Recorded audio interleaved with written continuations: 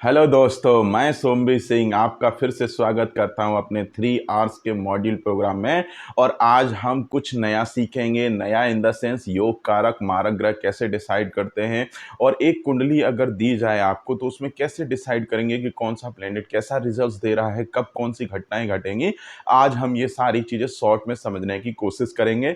For example के लिए हम एक लगन की कुंडली लेंगे। आपकी किसी भी लगन की कुंडली हो, आपको यही सारे प्रिंसिपल अपने लगन की कुंडली पर अप्लाई करने हैं और समझना है कि आपके चार्ट में किस तरह से वो प्लेनेट रिजल्ट दे रहे हैं, क्यों दे रहे हैं। और एक प्लेन पेपर पर आप लिखिए उनको थ्योरेटिकली कौन कौन से योग कारक हैं, और प्रैक्टिकली उनकी जब प्लेसमेंट से वेरीफाई करिए कि एक्चुअल में क्या वो योग कारक ग्रह की तरह रिजल्ट दे रहे हैं, क्या उन प्लेनेट से आपके शरीर पर अभी भी पॉजिटिव एनर्जी पड़ रही है, कौन सी पॉजिटिव एनर्जी अब नेगेटिव एनर्जी में कन्वर्ट होकर आपकी परेशानियां बढ़ा रही है। जब भी कोई योग कारक ग्रह कहीं बुरी स्थिति में बैठेगा, बुरे घर में बैठेगा, तो वो साथ में बुरे रिजल्ट्स भी लेके आएगा, कुछ अच्छे रिजल्ट्स भी लाएगा, क्योंकि वो अच्छे घरों का मालिक होगा। जो भी योग कारक ग्रह होगा तो वहां से कुछ चीजें अच्छी भी आएंगी, लेकिन उस एनर्जी को आपको ज्यादा बढ़ाना नहीं है, और नहीं तो लाइफ में प्रॉब्लम्स और बढ़ जाएंगी। उनको बैलेंस करने के क्या तरीके हैं, क्या नहीं है, वो सारी चीजें भी आज हम बात करेंगे। तो देखिए, ये कर्क लगन की कुंडली है, आपकी किसी भी लगन की है, उसी हिसाब से आप अपना पेपर पे लिखते चले जाइएगा। देखिए, कर्क लगन की कुंडली में ये लगन कर्क लगन क्यों बना, क्योंकि लगन में कर्क राशि लिखी हुई है। कर्क राशि आपकी 4 नंबर से रिप्रेजेंट होती है, जो कि कुंडली के फर्स्ट हाउस में लिखी हुई है। अब जो लोग बिगिनर्स हैं, जिनको कुछ नहीं पता है, उनको मैं शॉर्ट में 1 मिनट में यहाँ डिस्क्राइब कर देता हूँ। देखिए, ये लगन चार्ट है, और ऐसे ही एक चलित चार्ट की हमें जरूरत पड़ेगी, नवमांश कुंडली की जरूरत पड़ेगी। मैं आपको इस सेशन में समझाने के लिए लगन और चलित चार्ट ले रहा हूं। नेक्स्ट सेशन में नवमांश चार्ट की भी मैं इंपॉर्टेंस आपको बता दूंगा, क्योंकि हम सिर्फ योग कारक मारक ग्रह निकालने सिखा रहे हैं, और वो प्लेसमेंट कैसी है प्लेनेट की, उसके बेसिस पे क्या वेरिएशन आएंगे, कैसे रिजल्ट्स मिलेंगे, इन सारी चीजों को लेकर डिस्कशन करेंगे। तो देखिए, जितनी भी 12 राशियां होती हैं उनको 1 2 नंबर इस तरह से नंबर से रिप्रेजेंट करते हैं। जैसे मेष राशि को 1 नंबर से, मीन राशि को 12 नंबर से। ये एक बेसिक नॉलेज हर किसी को होना चाहिए। इन राशि स्वामी के जो ग्रह होते हैं, सूर्य चंद्र मंगल बृहस्पति, इनके भी आपको पता होना चाहिए, जुबान पर रटा होना चाहिए। तो जिन लोगों को राशियों के नाम नहीं पता है, किस नंबर से डिनोट करते हैं वो नहीं पता है, उन राशियों के स्वामी ग्रह नहीं पता है, तो वो लोग याद कर सकते हैं, हमारी पिछली वीडियोस देख सकते हैं, उनसे आपको हेल्प मिल जाएगी। अब प्लेनेट की डिग्री भी बहुत रोल प्ले करती है। आपने देखा होगा प्लेनेट के आगे एक डिग्री लिखी होती है। देखिए, जब भी 0 से 6 डिग्री लिखी होगी, वो प्लेनेट जो है बाल्यावस्था में होता है, 0 से 25% रिजल्ट देने के कैपेबल होता है। और जब प्लेनेट की डिग्री 6 से 12 डिग्री के बीच में होती है, तो वो कुमार अवस्था हो जाती है, जिसमें प्लेनेट 50% तक रिजल्ट देगा। 12 से 18 डिग्री में पूरा कैपेबल होता है, युवावस्था होती है उस प्लेनेट की। वो प्लेनेट जो है अप टू 100% इजीली रिजल्ट्स देता रहता है। और जब 18 से 24 डिग्री में जाएंगे, रिजल्ट्स में थोड़ी कमी आ जाएगी, लेकिन फिर भी 20 21 डिग्री पे वो प्लेनेट काफी अच्छे रिजल्ट्स देता रहता है। जैसे जैसे हम 23 24 डिग्री के पास में जाएंगे, उसके रिजल्ट्स में कमी आती चली जाएगी, और 24 से 30 डिग्री ये बिल्कुल मृत अवस्था होती है, जिसमें प्लेनेट बहुत कम रिजल्ट देता है। आप परसेंटेज में कैलकुलेट करना चाहते हैं तो ये प्लेनेट 10 से 20 से 25% से ज्यादा रिजल्ट्स देगा नहीं, अगर 24 से 30 डिग्री के भी। और 30 डिग्री के जितना नजदीक चला जाएगा, वो उतना ही पूरी तरह से डेड हो जाएगा, रिजल्ट्स देने के काबिल नहीं बचेगा। तो आपको ये डिग्री की भी आइडिया लग गया। और इसमें चार्ट में कुछ चीजें और दिख रही होंगी आपको। जैसे अब ये प्लेनेट अगर बैठे हुए हैं, वो प्लेनेट किन किन घरों पर दृष्टि डालते हैं वो भी समझ लेते हैं। देखिए, हर प्लेनेट की एक सामने दृष्टि जरूर होती है, तो 7वीं दृष्टि से हर प्लेनेट अपने 7वें हाउस को जरूर देखता है। और ऊपर से जो हमारे सूर्य हैं, चंद्र हैं, बुध हैं, शुक्र हैं, इन ये 4 प्लेनेट की दृष्टि एक दृष्टि होती है, ये सिर्फ सामने देखेंगे। और मंगल, बृहस्पति, शनि, इनकी 3 दृष्टियां होती हैं। तो मंगल की जो दृष्टि होती है, चौथी, 7वीं, 8वीं, मतलब वो प्लेनेट जहां बैठा है वहां से हमेशा एंटी क्लॉकवाइज वर्क करना है। तो प्लेनेट वो जहां बैठा होगा वहां से चौथा काउंट करना है, जिस घर में बैठा होगा उसको पहला काउंट करना है, और एंटी क्लॉकवाइज डायरेक्शन में काउंट करते हुए उसकी चौथी दृष्टि आ जाएगी। तो मंगल का सेम इफेक्ट उस चौथी दृष्टि के साथ जहां पे भी पड़ेगा, वहां पर भी अपना वो प्रभाव छोड़ेगा। तो 7वें घर पे सामने दृष्टि डालेगा, 7वीं दृष्टि अपने साथ में डालेगा, और 8वीं दृष्टि उसके जस्ट बगल वाले हाउसेस पे डालेगा। ये आपको आइडिया होना चाहिए। बृहस्पति की भी 3 दृष्टियां हैं, इनकी 30 बृहस्पति की जो दृष्टियां होती हैं तीन, वो पांचवीं, सातवीं, नौवीं होती हैं। राहु केतु की भी यही दृष्टियां होती हैं, पांचवीं, सातवीं, नौवीं। शनि की जो दृष्टि होती हैं वो तीन दृष्टियां हैं, तीसरी, सातवीं और दसवीं। मतलब प्लेनेट जहां बैठा है वहां से काउंट करके इस तरह से आप वो कर लीजिएगा। अब प्लेनेट, कुछ प्लेनेट अस्त भी हो जाते हैं। वो प्लेनेट अस्त कैसे होते हैं? देखिए, जब भी प्लेनेट सूर्य के जितना नजदीक आता चला जाता है, उसके अस्त होने की पॉसिबिलिटी बहुत बढ़ जाती है। आप स्क्रीन पर देख लीजिए, कोई भी प्लेनेट कितने डिग्री क्लोज आ जाएगा सूर्य के, वो कितना अस्त हो सकता है, वो सारा ये डिग्री का डिफरेंस आपको दिया हुआ है कि इतना नजदीक अगर आ जाएगा तो वो प्लेनेट अस्त हो जाएगा। अब जैसे बुध जो है 13 डिग्री तक अस्त हो जाता है, तो ये प्लेनेट जनरली कुंडली में अस्त ही मिलता है, क्योंकि ये सूर्य के आगे पीछे चलता रहता है। तो जहां पर कुंडली में सूर्य देव बैठे हुए हैं, वहां पर उस हाउस में, जिस हाउस में सूर्य बैठा है उस हाउस को देखना है, उसके आगे पीछे एक एक हाउस देखना है। तो जैसे मान लीजिए किसी की कुंडली में सूर्य अगर पहले घर में बैठा हुआ है, और उसके मान लीजिए मंगल भी पहले घर में बैठे हैं, बुध भी पहले घर में बैठे, तो हमें मंगल और बुध की डिग्री को सूर्य की डिग्री से कंपैरिजन करना है, उनके बीच में डिफरेंस निकालना है, और ये कैलकुलेट करना है उनके बीच की दूरी कितनी है। अगर दूरी ये कम हो जाएगी जितनी डिग्री दी हुई है, तो यहां पर ये प्लेनेट अस्त हो जाएंगे। और ये आगे वाले घर में कोई प्लेनेट बैठा हुआ उसको भी अस्त करने की कैपेबिलिटी रखता है। तो जो भी सूर्य के आसपास, एक घर आगे एक घर पीछे जो भी प्लेनेट बैठे होंगे, उनको भी वेरीफाई करना है कि वो प्लेनेट कहीं अस्त तो नहीं पड़े, क्योंकि अस्त होने से ग्रह की एनर्जी लेवल में कमी आ जाएगी, वो डाउन हो जाएगी, उसका एनर्जी लेवल बहुत डाउन हो जाए। जितना नजदीक सूर्य के पास चला जाएगी उतनी वो एनर्जी कम इफेक्टिव हो जाएगी आपके बॉडी पर। और देखिए, बक्रिय ग्रह क्या होता है? कोई भी प्लेनेट अगर बक्रिय हो जाएगा तो उसके रिजल्ट देने की क्षमता 3 से 5 गुना बड़े आराम से बढ़ जाती है। ऐसा प्लेनेट रिजल्ट बहुत तेजी से देता है, क्योंकि वो अर्थ के रिस्पेक्ट में उल्टा डायरेक्शन में मूव हो रहा है, तो रिलेटिव स्पीड जब कैलकुलेट करोगे तो वो बहुत ज्यादा बढ़ जाती है। तो ऐसे में उसके रिजल्ट देने की क्षमता बढ़ जाती है। बहुत सारे लोग बक्री ग्रह का मतलब निकालते हैं कि वो ग्रह एक घर पीछे के भी इफेक्ट दिखाएगा। ऐसा कुछ नहीं होता है, सिर्फ उस ग्रह का बल बढ़ता है, वो जहां बैठा होगा, गोचर में जहां मूव कर रहा होगा, उन्हीं के अकॉर्डिंग रिजल्ट्स देगा। वो एक घर पीछे वाली कंसेप्ट की थ्योरी आप दिमाग से बिल्कुल निकाल दीजिए, क्योंकि एक घर पीछे के वो रिजल्ट कैसे देगा? वो सिर्फ केवल उल्टा मूव हो रहा है उस हाउस में। तो एक घर पहले कैसे रिजल्ट दे सकता है? वो प्लेनेट उसी हाउस में मूव कर रहा है, लेकिन एक घर पहले तो वो पहुंचा ही नहीं है वहां पर। जब वो उस लाइन की बाउंड्री को क्रॉस करेगा तब आइडिया लगेगा। देखिए, हर जो भी ये जो कुंडली में जो 12 हाउसेस लिखे हुए हैं, हर हाउस का एक 30 डिग्री मूवमेंट होता है। हर हाउस जो भी लिखे हुए, जैसे कुंडली का फर्स्ट हाउस है, सेकंड हाउस है, यहाँ पे एक बाउंड्री लाइन से दूसरी बाउंड्री लाइन तक जाने में उसको 30 डिग्री कवर करना है। इस तरह से ये माइंड में थोड़ा सा आइडिया लेके चलिए, जिससे कि आपको वो अस्त ग्रह कितने डिग्री पर होगा कैलकुलेट करने में हेल्प मिलेगी। अब हम बात करते हैं, सपोज फॉर एग्जाम्पल के लिए, कि योग कारक ग्रह और मारक ग्रह कैसे देखते हैं। एक एग्जाम्पल के लिए मैं कर्क लगन की कुंडली ले लेता हूं। आप अपनी लगन की कुंडली पर यही सारे बेसिक प्रिंसिपल अप्लाई कीजिएगा।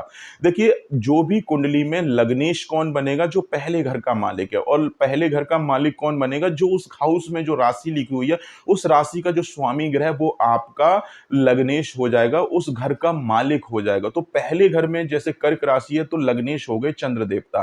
तो इस कुंडली में लग्नेश हो गए चंद्र। ऐसे ही पांचवें घर के मालिक मंगल हो जाएंगे, और 9th हाउस के मालिक यहां पर बृहस्पति हो जाएंगे, क्योंकि इनकी मीन राशि कुंडली के 9th हाउस में लिखी हुई है। तो बृहस्पति की दो राशियां हैं जो कि छठे और 12वें घर के मालिक हैं। अब ये भले ही प्लेनेट छठे घर का मालिक है, कोई फर्क नहीं पड़ता है, लेकिन ये इसके पास में एक डिपार्टमेंट मिल गया, पिता के घर का मालिक। और आपको थ्योरी पता है कि जो प्लेनेट हमारे संतान के घर का मालिक होगा और पिता के घर का मालिक होगा, फिर चाहे उसकी दूसरी राशि किसी भी घर में चली जाए, छठे घर में चली जाए, 12वें घर में चली जाए, कोई फर्क नहीं पड़ता है। बस वो प्लेनेट पिता के घर के मालिक हैं, उस वजह से वो प्लेनेट थ्योरी के अकॉर्डिंग योग कारक ग्रह बन जाए। तो ये सूत्र याद कर लीजिए कि जो भी चार्ट में लग्नेश होगा, पंचमेश होगा और नवमेश होगा, मतलब पहले घर का मालिक, पांचवें घर का मालिक और 9वें घर का मालिक, थ्योरी के अकॉर्डिंग ये प्लेनेट हमेशा आपके मित्र बनेंगे, योग कारक ग्रह बनेंगे। अब ये थ्योरेटिकली सिर्फ आपके मित्र हैं, लेकिन इनकी प्लेसमेंट भी बहुत मैटर करेगी। उनके अकॉर्डिंग इनका नेचर बदलना स्टार्ट हो जाएगा। जैसे कर्क लगन की कुंडली है, तो थ्योरी के अकॉर्डिंग आपने कैलकुलेट कर लिया कि चंद्र, मंगल, बृहस्पति इस कुंडली में योग कारक है। सेम इसी कंसेप्ट को अप्लाई करके आप अपने लगन की कुंडली पर अप्लाई करिए, जिसी भी लगन की कुंडली है, और नीचे कमेंट सेक्शन में करके बताइए कि आपके इस लगन की कुंडली और मेरे थ्योरी के अकॉर्डिंग ये मेरे योग कारक ग्रह। आप कमेंट करके वेरीफाई कर सकते हैं, मुझे भी आइडिया लगेगा कि आप कितना प्रैक्टिस कर रहे हैं। तो आपके चंद्र मंगल बृहस्पति थ्योरेटिकली योग कारक ग्रह हो गए। ये थ्योरी हमेशा सब लगन की कुंडली पर अप्लाई करिए। जो लग्नेश बनेगा, पंचमेश बनेगा, नवमेश बनेगा, ये हमेशा थ्योरेटिकली योग कारक ग्रह बनेंगे। अब हम मूव करेंगे चौथे घर के मालिक पर और 10वें घर का मालिक। चौथा घर माता जी का होता है, मां बच्चे का अहित कभी नहीं करेगी। तो ऐसे में चौथे घर का मालिक जो भी बनेगा वो या तो योग कारक ग्रह बनेगा या फिर शम ग्रह बनेगा। इसकी वेरीफाई अभी हम कर देंगे चार्ट में। और जो 10th हाउस का जो लॉर्ड बनेगा वो भी या तो आपका योग कारक ग्रह बनेगा या फिर सम ग्रह बनेगा। ये कुछ बेसिक प्रिंसिपल हैं, आपको रटे होने चाहिए। तो पहले 5वें 9वें घर का मालिक जो भी है वो योग कारक ग्रह, चौथे घर का मालिक योग कारक बनेगा या फिर शम ग्रह बनेगा, और 10वें घर का मालिक या तो योग कारक बनेगा या फिर शम ग्रह बनेगा। आपको जब इतना आइडिया लग गया तो बहुत सिंपल हो गया। मैं बताता हूं आगे आपको। अब देखिए, तीसरे घर का मालिक अगर लग्नेश का शत्रु है, क्योंकि तीसरा हाउस कुंडली में बुरा घर माना जाता है, तो कुंडली का तीसरा घर, छठा घर, 8वां घर, 12वां घर, ये हाउसेस बुरे हैं। तो इन घरों के मालिक अगर शत्रु बनेंगे आपके, तो ऐसे में ये मारक ग्रह कंसीडर किए जाएंगे। सपोज फॉर एग्जांपल के लिए अगर ये कर्क लगन की कुंडली है, तो तीसरे घर का जो मालिक बन रहा है यहां पर वो बुध ग्रह बन रहा है, क्योंकि बुध ग्रह जो है तीसरे घर का भी मालिक है और 12वें घर के भी मालिक हैं। तो ऐसे में बुध को जो है दोनों ही खराब डिपार्टमेंट मिल गए, दोनों खराब डिपार्टमेंट मिल गए। साथ में वो लग्नेश चंद्रमा का शत्रु है। मतलब लग्नेश चंद्रमा कौन है? आप खुद हैं। मतलब आपका शत्रु है बुध प्लेनेट। तो ऐसे में बुध प्लेनेट कभी भी इस कुंडली में बहुत अच्छा रिजल्ट देता नहीं है, वो हमेशा परेशानी बढ़ाते हुए मिलेगा, क्योंकि उसके पास में दोनों डिपार्टमेंट ऐसे हैं जो हमको चाहिए नहीं। तो ऐसे में बुध देव आपके चार्ट में एक मारक ग्रह हो गए इस कर्क लगन के लिए। अब जितने भी कर्क लगन के लोग हैं उन सब के लिए बुध देव मारक ग्रह रहेंगे। सेम इसी तरह से आप अपने लगन की कुंडली में वेरीफाई कर लीजिए कि आपके चार्ट में तीसरे घर का मालिक कौन बनता है।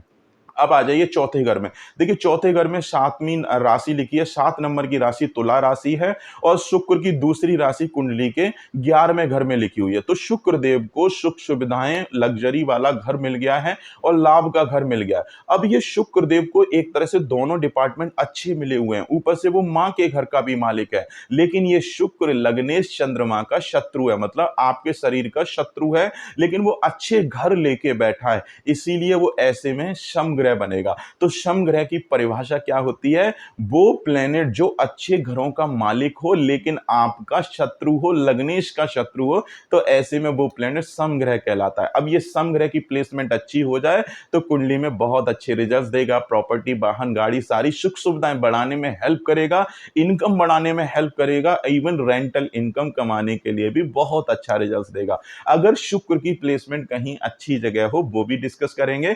तो थ्योरेटिकली शुक्र देव आपको पता लग गए इस कुंडली में योग कारक हैं। अब आ जाइए इस चार्ट में 10वें घर पे। देखिए 10वें घर का मालिक यहां पर मंगल बन रहा है, और आपने पहले ही कैलकुलेट कर लिया कि मंगल आपकी कुंडली में योग कारक ग्रह, क्योंकि वो पंचमेश है, संतान के घर के मालिक है।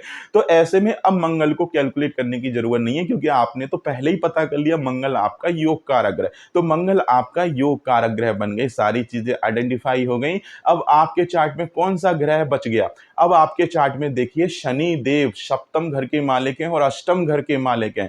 एक तो शनि देव जो है 8वें घर का मालिक है, एक बुरे घर का मालिक है, और साथ में ये 7वें घर का मालिक है। देखिए कुंडली में जो भी ग्रह 7वें घर का मालिक बनेगा उस पर अष्टम टू अष्टम थ्योरी लगाएंगे। तो अष्टम टू अष्टम थ्योरी क्या कहती है? अगर 7वें घर का मालिक लग्नेश का शत्रु है तो वो मारक ग्रह बनेगा, अगर 7वें घर का मालिक लग्नेश का मित्र है तो वो योग कारक या फिर शम ग्रह बनेगा। तो सप्तम घर के मालिक यहां शनि देव हैं और चंद्र के अति शत्रु कहलाते हैं, क्योंकि शनि दानव कैटेगरी के प्लेनेट हैं और चंद्रमा हमारे देवताओं में आते हैं, तो इनकी पार्टियां जस्ट अपोजिट हो गई। तो ऐसे में सप्तम घर का मालिक यहाँ पर मारक ग्रह कंसीडर किया जाएगा। तो शनिदेव इस चार्ट में मारक ग्रह हो गए। अब आ जाते हैं सेकंड हाउस पर। सेकंड हाउस में सिंह राशि लिखी हुई है। सिंह राशि का स्वामी ग्रह सूर्य होता है और सूर्य और चंद्रमा आपस में मित्र होते हैं, लेकिन फिर भी सूर्य इस कुंडली में मारक ग्रह बनेंगे। आइए समझ लीजिए क्यों मारक ग्रह बनेगा। देखिए, चंद्र आपके लगन का घर का मालिक है, जहां आपने जन्म लिया, पूरा शरीर बनावट जो भी है वो सब चंद्र के हाथ में है। तो आपका शरीर चंद्रमा की रेस से बना हुआ है और ऐसे में चंद्र जल को रिप्रेजेंट करता है, मतलब उसका तत्व जो है जल तत्व है। तो ऐसे में और सूर्य क्या है, अग्नि तत्व लेके बैठे हुए हैं। तो ये अब आप ये सोचिए, अगर मैं आपसे जल से बनी हुई बॉडी के पास में अगर अग्नि लेकर आऊं तो क्या होगा, वो अग्नि आपके जल को नष्ट कर देगी, मतलब आपको भाप बना देगी, आप गायब हो जाओगे। तो ऐसे में अगर किसी ने सूर्य की एनर्जी इस चार्ट में बहुत ज्यादा बढ़ा ली स्टोन पहन के, तो वो आपको गायब भी कर सकता है, मतलब वो आपको कष्ट देगा, क्योंकि अग्नि अगर जला दी मैंने आपके शरीर में तो आपका जल जल जाएगा, भाप बन जाओगे। तो ऐसे में सूर्य का अपोजिट तत्व होने की वजह से इस कुंडली में सूर्य दूसरे घर के मालिक हैं और वो लग्नेश के मित्र होने के बावजूद भी अब यहां पर योग कारक ग्रह नहीं बनेंगे, वो आपका शत्रु बनेगा, क्योंकि सूर्य की एनर्जी आपको पीड़ा देगी, क्योंकि वो अग्नि तत्व लेके बैठा हुआ है। तो ऐसे में सूर्य आपके एक मारक ग्रह बन गए। तो थ्योरेटिकली आज आपको आइडिया लग गया कि कौन सा ग्रह आपके चार्ट में योग कारक है, मारक ग्रह। अब एक कुंडली लेके इनकी प्रैक्टिस कर लेते हैं कि रिजल्ट वो कैसा देंगे, क्या करेंगे, क्या नहीं करेंगे और कैसे प्रिडिक्शन करेंगे, वो भी समझ। चलिए, ये कर्क लगन की कुंडली मेरे ही एक क्लाइंट की है। इस कुंडली को मैंने इसलिए कंसीडर किया है क्योंकि इसमें आपको बहुत कुछ नया सीखने को मिलेगा। मैं वही कुंडली उठाता हूं जिसमें मैक्सिमम पॉइंट्स कवर हो जाए, मैक्सिमम जो डाउट बन सकते हैं वो भी कवर हो जाए। तो देखिए, स्क्रीन पर देखते रहिए। कर्क लगन के चार्ट में मंगल लगन में ही नीच का बैठा हुआ है, जो कि करियर और बच्चे के घर का मालिक है। हालांकि मंगल की डिग्री कम है, मंगल का एनर्जी लेवल करीब 7 से 8 डिग्री के अराउंड है, तो वो एनर्जी लेवल कम है। और शनि देव कुंडली के सेकंड हाउस में बैठे हुए हैं। बुध जो है कुंडली के फोर्थ हाउस में बैठे हुए हैं। सूर्य भी वहीं पे बैठे हुए हैं। सूर्य नीच का बैठा हुआ है, तो सूर्य बुध की युति है। सूर्य यहाँ पर नीच के बैठे हैं और शनि की दृष्टि पड़ रही है नीच सूर्य के ऊपर। अब शुक्र चौथे घर का मालिक है, जो कि नीच का बैठा हुआ है इनके थर्ड हाउस में। अब देखिए, राहु भी इनके थर्ड हाउस में बैठे हैं, केतु नाइन्थ हाउस में बैठे हैं। अब समझ लीजिए प्रेडिक्शन कैसे होगा, असली मजा तो अब आने वाला है। तो चलिए बात करते हैं एक्चुअल में इनकी लाइफ में क्या हुआ, क्या नहीं हुआ, क्यों हुआ, कैसे हुआ, वो सारी चीजें समझ लेते हैं। इस कुंडली में शनि देव एक मारक ग्रह है और शनि देव की प्लेसमेंट कुंडली के सेकंड हाउस में है और शनि की दृष्टि सूर्य के ऊपर पड़ रही है और ऐसे में सूर्य हमारे नीच के बैठे हुए हैं। तो यहाँ पर शनि की जो डिग्री है वो कम है और सूर्य की डिग्री बहुत ज्यादा है। तो सूर्य की डिग्री बहुत ज्यादा होने से क्या होगा कि सूर्य की नीचता बहुत ज्यादा है और ये शनि की जो उच्च की दृष्टि पड़ रही है, ये सूर्य की नीचता को भंग नहीं कर पाएगा। तो ऐसे में क्या होगा कि शनिदेव सूर्य पर ग्रहण भी लगाते रहेंगे और सूर्य की नीचता कंट्रोल भी नहीं होगी। तो ऐसे में करना क्या है कि इन्हें सूर्य देव के उपाय करने पड़ेंगे, सूर्य देव के दान भी करने पड़ेंगे, तब जाके इनकी परिवार की आर्थिक स्थिति सुधरेगी। अब आर्थिक स्थिति कैसी है, देखिए, जैसे ही इस कुंडली में इनकी शादी हो जाती है तो शादी के बाद में ये शनिदेव एक्टिव हो जाएंगे। शनिदेव क्यों एक्टिव हो जाएंगे, क्योंकि वो स्पाउस के घर के मालिक हैं। अब चाहे शनिदेव की दशा चले या ना चले, शनिदेव रिजल्ट्स देना स्टार्ट कर देंगे और इस कुंडली में अगर शनिदेव रिजल्ट देंगे तो शनिदेव परिवार की आर्थिक स्थिति खराब कर देंगे, बैंक बैलेंस खराब कर देंगे, सारी जमा पूंजी नष्ट हो जाएगी। और ये शनि की दृष्टि जो चौथे घर पे पड़ रही है, ये इनको जो है चौथे घर पे दृष्टि डाल के इनके घर खरीदने से रिलेटेड परेशानियां बढ़ा देंगे। जैसे ही ये कोई प्रॉपर्टी, वाहन, गाड़ी, ये सारी चीजें परचेज करेंगे, ये शनिदेव और परेशानियां क्रिएट करेगा, क्योंकि शनिदेव बैंक बैलेंस को नष्ट कर रहा है, ये प्रॉपर्टी के माध्यम से, क्योंकि शुक्र भी इनके थर्ड हाउस में जाके बैठे हुए हैं। ऐसे में अगर शुक्र जो है नीच के बैठे हुए हैं जो कि थर्ड हाउस में, लेकिन चलित चार्ट में शुक्र की प्लेसमेंट इनके फोर्थ हाउस में फिर से हो गई है और शुक्र की डिग्री भी बहुत ज्यादा नहीं है। तो ऐसे में शुक्र देव भी फिर से सूर्य की नीचता भंग नहीं कर पाएंगे। तो होगा क्या कि शुक्र लगन चार्ट के हिसाब से नीच का है, लेकिन चलित चार्ट के हिसाब से शुक्र की प्लेसमेंट अच्छी हो जाती है। लेकिन तो ऐसे में क्या करें? तो ऐसे में हम शुक्र देव के ना तो दान कर पाएंगे और ना ही इनके रत्न पहन पाएंगे। तो ऐसे में करना क्या है कि शुक्र देव के जितने ज्यादा मंत्र जाप कर सकते हैं, माता दुर्गा की जितनी पूजा कर सकते हैं, उतना ज्यादा इनको रिलीफ होगा। अब ये शुक्र नीच का हुआ है तो ऐसे में सामाजिक क्षेत्र खराब हो जाएगा। या तो इनकी प्रॉपर्टी, इससे रिलेटेड जब भी ये इन्वेस्ट करेंगे तो प्रॉपर्टी से रिलेटेड इन्वेस्ट करने पर कुछ ना कुछ कोर्ट केस, लिटिगेशन, ये सारी चीजें लग जाएंगी। और जिस दिन ये प्रॉपर्टी खरीदेंगे, प्रॉपर्टी का डिपार्टमेंट शुक्र के हाथ में है, तो जिस दिन ये प्रॉपर्टी खरीदेंगे, प्रॉपर्टी खरीदने के साथ में इनका सामाजिक क्षेत्र खराब हो जाएगा। तो उसकी वजह से क्या है कि इनकी परेशानियां डे बाय डे प्रॉपर्टी खरीदने के बाद से बढ़ना स्टार्ट हो जाएंगी।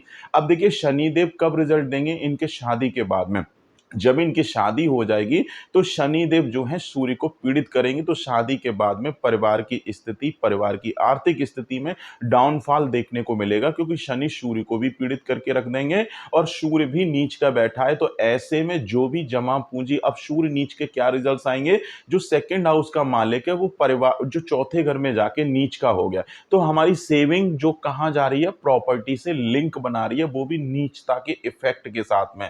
तो यहां पर सूर्य किस तरह के रिजल्ट्स देंगे? सूर्य क्या करेगा कि हमारा जो बैंक बैलेंस है, जो जमा पूंजी है, उसको वो हमारे प्रॉपर्टी से लिंक कर देगा। तो जो भी जब हम पैसा जोड़ लेंगे, प्रॉपर्टी खरीदने का ये योग बना देगा और ये पैसे को फंसाने का काम करेगा, क्योंकि शुक्र भी कुंडली के थर्ड हाउस में बैठ गया है। तो इनके प्रॉपर्टी के सुख में भी कमी करनी है उसको, क्योंकि प्रॉपर्टी से रिलेटेड इनको परेशानियां देगा। जिस दिन ये प्रॉपर्टी खरीदेंगे उस दिन इनका सामाजिक क्षेत्र से रिलेटेड प्रॉब्लम बढ़ना स्टार्ट हो जाएंगे। जो ट्वेल्थ हाउस में जो गुरु बैठा है,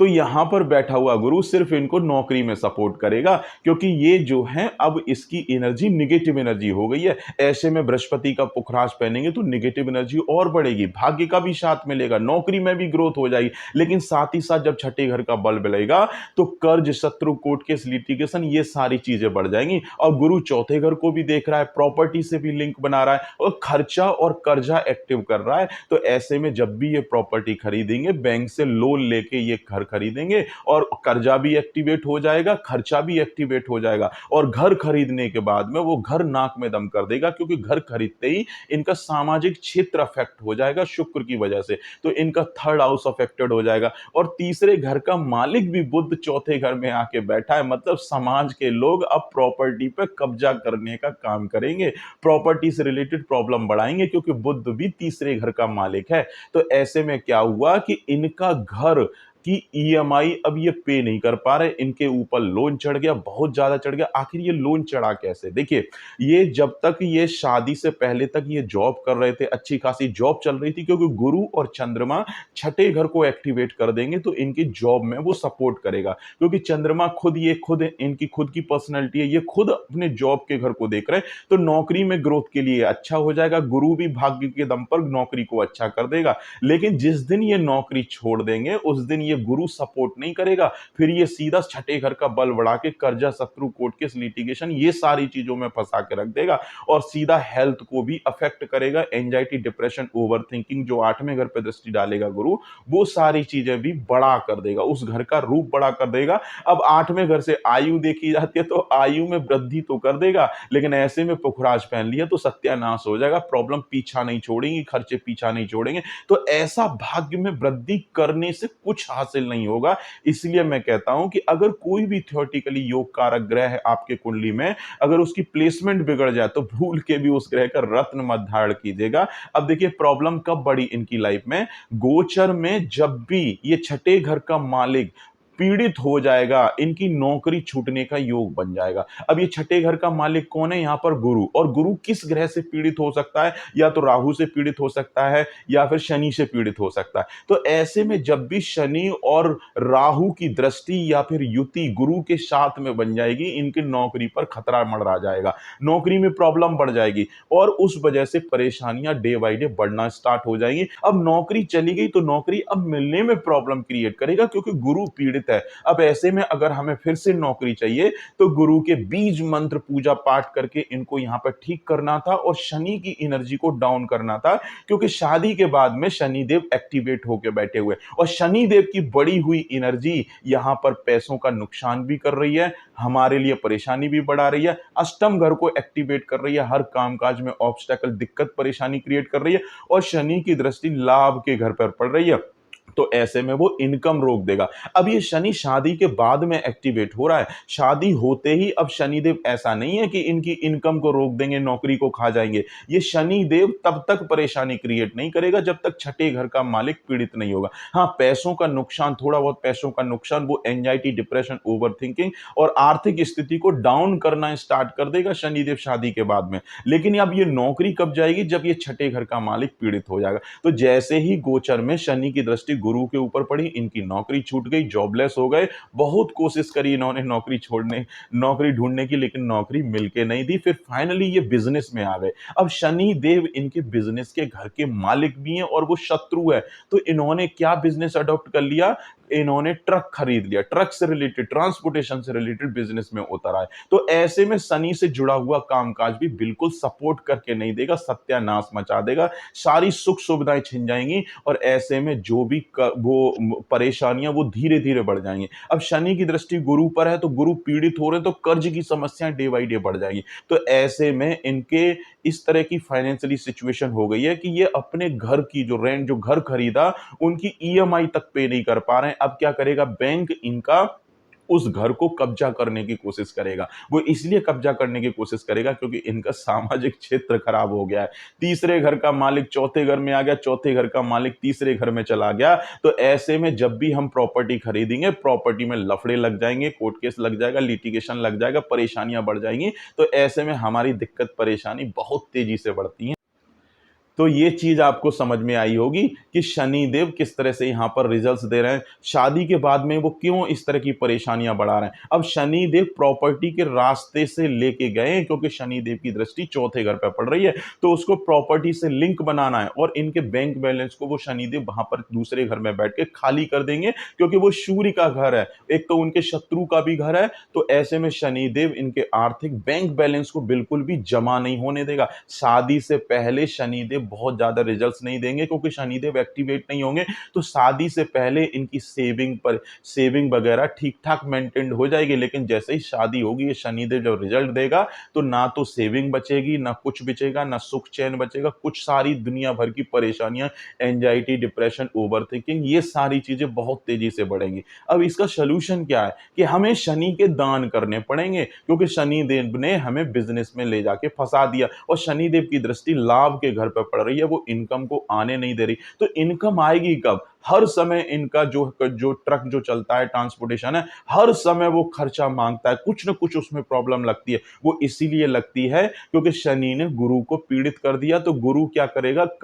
खर्चों को एक्टिवेट कर देगा। और तीसरा घर खराब है तो हर दूसरा बंदा मतलब के लिए जुड़ेगा, जिसके साथ में भी वो ट्रक चलेगा वो अपना काम निकालने के लिए परेशानियां उसमें क्रिएट करता रहेगा और ऐसे में इनका बैंक बैलेंस खाली खाली होता रहेगा, परेशानियां बढ़ती रहेंगी। और शनि आठवें घर का मालिक है, हर कामकाज में ऑब्स्टेकल, अड़चने, परेशानियां, मृत्यु समान कष्ट ये देना स्टार्ट कर देगा। अब ये परेशानी रुकें कैसे? इनको हर शनिवार को सूर्य छिपने के बाद में शनि के दान करने पड़ेंगे, शनि का बल घटाना पड़ेगा, तब जाके इनकी परेशानियां ठीक होंगी। और अगर इन्होंने समय रहते हुए मुझे कुंडली दिखा दी होती तो मैं इनको तभी वो सोल्यूशन बता देता जिससे कि ये बिजनेस में नहीं जाते, क्योंकि अगर ये बिजनेस में जाएंगे तो ये सारे बमंडर तो ऑटोमेटिक फंस जाएंगे। अब ऐसी सिचुएशन में नौकरी तो चली जाती है। तो ऐसे में अगर हम गुरु के मंत्र पूजा पाठ करके गुरु की एनर्जी को थोड़ा बैलेंस कर लेते, तो ऐसे में इनकी नौकरी लगने का योग बन जाता। अब गुरु इनके नौकरी को सपोर्ट कर रहा है, तो यहां पर दान हम नहीं करेंगे अगर ये नौकरी करना चाहते हैं।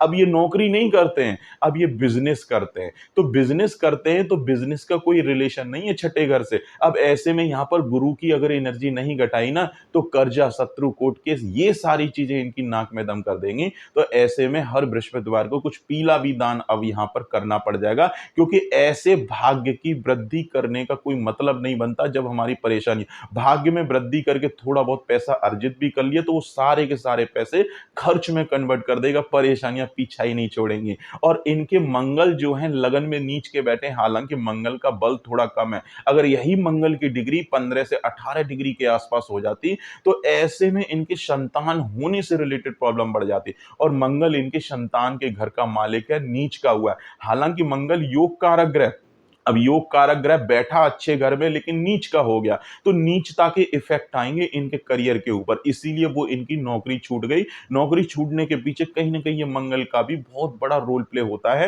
क्योंकि मंगल हमारे करियर के घर का मालिक है। तो मंगल को करियर में कुछ ना कुछ इस तरह की नीच हरकत करानी ही है। और ऐसे में अगर मंगल की डिग्री बहुत ज्यादा हो जाती, तो इनकी संतान ना होने तक के योग बन जाते। अब हालांकि मंगल का बल थोड़ा सा कम है, इसलिए संतान हो जाती है, संतान का सुख मिल जाता है।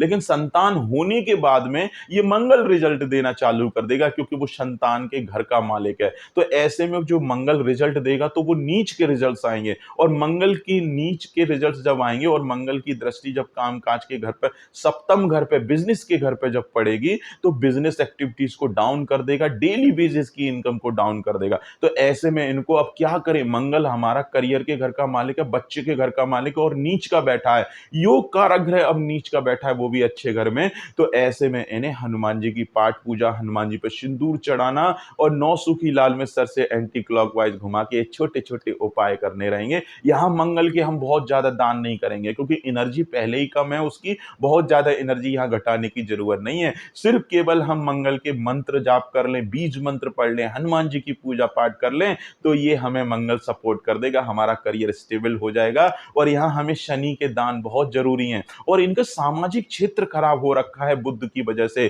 और चौथे घर में आके बैठ गया। अब मैं इनके सामाजिक क्षेत्र को कैसे ठीक करूं, जिससे कि ये बैंक वाले इनकी परेशानी ना बढ़ा दें। कोई इनके बैंक वाले एजेंट लोग, कर्ज लेने वाले, वो ईएमआई लेने वाले, मानसिक पीड़ा से परेशान करके रख देंगे। अगर उन लोगों को रोकना है, तो यहाँ पर बुध की एनर्जी डाउन करनी पड़ेगी, क्योंकि बुध तीसरे घर का मालिक है। तो हमें हर बुधवार को यहाँ पर बुध की एनर्जी डाउन करनी पड़ेगी, क्योंकि बुध इस कुंडली में कभी अच्छा रिजल्ट देगा ही नहीं। वो ऐसे घर लेके बैठा है जिनकी हमें जरूरत ही नहीं है। फिजूल की मेहनत, एक्टिविटी, भाग दौड़ वो कराता रहेगा। और जैसे ही हम बुद्ध के दान करेंगे, इन सारी परेशानियों से हमें छुटकारा मिल। तो आई होप आपको ये चीज समझ में आई कि इस चार्ट में हो क्या रहा है और हमने प्रेडिक्शन कैसे किया। देखिए, चौथे घर का मालिक जब भी तीसरे घर में चला जाएगा, हमारे प्रॉपर्टी रिस्क में है, कहीं हमारे सामाजिक क्षेत्र के पास में जा रही है। ये सूत्र बना लो, ये जब भी चौथे घर का मालिक तीसरे घर में चला जाएगा, हमारी प्रॉपर्टी सामाजिक क्षेत्र के घर में चली गई। मतलब अगर ऐसे में चौथे घर का मालिक का रत्न अगर पहन लिया, तो मैं स्टाम्प पेपर पर लिख के देता हूं, आपकी प्रॉपर्टी पूरी तरह से किसी न किसी के द्वारा कब्जा कर ली जाएगी। या तो भाई कब्जा करने के बारे में सोचेगा, या फिर समाज का कोई बंदा आपके प्रॉपर्टी को हथियाने के बारे में सोचेगा, प्रॉब्लम क्रिएट करेगा, कोर्ट केस, लिटिगेशन, मतलब इतनी सारी बवंडर बढ़ जाएंगी। और जब भी आप घर खरीदने जाओगे, उसके बाद में पूरी की पूरी तरह से ये सामाजिक क्षेत्र डैमेज हो जाएगा, मां के सुख में कमी हो जाएगी, परेशानियां बहुत बढ़ जाएंगी। अगर चौथे घर का मालिक तीसरे घर में बैठा है ना, तो भूल के भी रतन मत पहन लीजिएगा, क्योंकि स्टाम्प पेपर पर लिख के दे रहा हूं, वो सारी चीजें हो जाएंगी, प्रॉपर्टी से रिलेटेड परेशानियां बढ़ जाएंगी। और ऐसे में वो एनर्जी अगर बहुत तेजी से बढ़ी, तो बहुत जल्दी परेशानियां बढ़ जाएंगी। तो भूल के भी चौथे घर का मालिक का इस तरह की केस में स्टोन मत पहनना। अगर चौथे घर का मालिक सपोज ये बुध शुक्र जो है यहाँ छठे घर में भी बैठा होता ना, धनु राशि में, तो भी वो कोर्ट केस लगा देता, प्रॉपर्टी खरीदने के बाद में कोर्ट केस, लिटिगेशन, ये सारी चीजें लगने का योग बना देता। अब उसने उसने योग बनाया है। अगर छठे घर में बैठता तो वो योग बना रहा है, हमारे कोर्ट केस लिटिगेशन को अटैच कर रहा है प्रॉपर्टी से। जब उसने योग बना दिया तो प्रॉपर्टी भी खरीदवाएगा, क्योंकि हमको उस प्लेनेट को हमें जो है जाल में फंसाना है, कोर्ट केस में फंसाना है प्रॉपर्टी के थ्रू। तो सबसे पहले वो क्या कराएगा, जमा पैसे करवाएगा, पैसा जुड़वाएगा। लोगों को ये लगता है मेरे पास तो बहुत पैसा आ रहा है, सब कुछ बढ़िया चल रहा है, मेरा ग्रह बहुत बढ़िया रिजल्ट दे रहा है, लेकिन पैसा जमा पूंजी करा के वो प्रॉपर्टी में डलवा देगा और प्रॉपर्टी में कोर्ट केस लग जाएगा। भैया लड़ते रहो कोर्ट केस, सारी परेशानियां वो देता रहेगा, मानसिक पीड़ा, डिप्रेशन, ओवर थिंकिंग सब कुछ दे देगा, क्योंकि वो चौथे घर का मालिक है, सारी सुख सुविधाओं के घर का मालिक है, सुख चैन नहीं लेने देगा ऐसे में। और जिन लोगों के चौथे घर का मालिक छठे घर में बैठता है ना, ऐसे लोग जब भी प्रॉपर्टी परचेज करेंगे परेशान हो जाएंगे, डिप्रेशन घेरेगा, हेल्थ इश्यूज बढ़ेंगे, मतलब दुनिया भर की परेशानी, खर्चे वगैरह बढ़ जाएंगे, क्योंकि प्रॉपर्टी खरीदते ही चौथा घर एक्टिव हो जाएगा। इसलिए जब भी इस तरह का कुछ हो और आपके कुंडली में ऐसा प्लेनेट बैठा है तो भैया उसके मंत्र जाप, पूजा पाठ जितना कर सकते हो कर लो, लेकिन फिर भी आपका प्रॉपर्टी की तरफ बार बार ध्यान जा रहा है तो थोड़ा बहुत दान करके अपने मन को शांत कर लेना, जिससे कि थोड़ा टाइम डिले हो जाए, वो इवेंट जल्दी से ना हो जाए। इसलिए इन चीजों से बचना है। और ऐसे में चौथे घर का मालिक का स्टोन अगर छठे घर में बैठा है, पहन लिया, तो स्टाम्प पेपर पर मैं लिख के देता हूं कोर्ट केस लग जाएगा प्रॉपर्टी में, और प्रॉपर्टी खरीदने के बाद में पूरी की पूरी हेल्थ खराब हो जाएगी, डिप्रेशन और इतने खर्चे बढ़ जाएंगे, संभाले से नहीं संभलेंगे। तो आई होप ये चीजें समझ में आ गई होंगी। अगर चौथे घर का यही मालिक अगर यहाँ पे शुक्र अष्टम घर में बैठा होता तो एंजाइटी, डिप्रेशन, ओवर थिंकिंग, मृत्यु समान कष्ट फील करा देता। तो आप जो भी घर खरीदते ऐसे घर में जाके फंस जाते जहां वास्तु का बवंडर मच जाता, वास्तु का प्रॉब्लम, कहीं ये प्रॉब्लम, कहीं वो प्रॉब्लम, कभी कुछ, मतलब दुनिया भर की अड़चने लग जाती लाइफ में।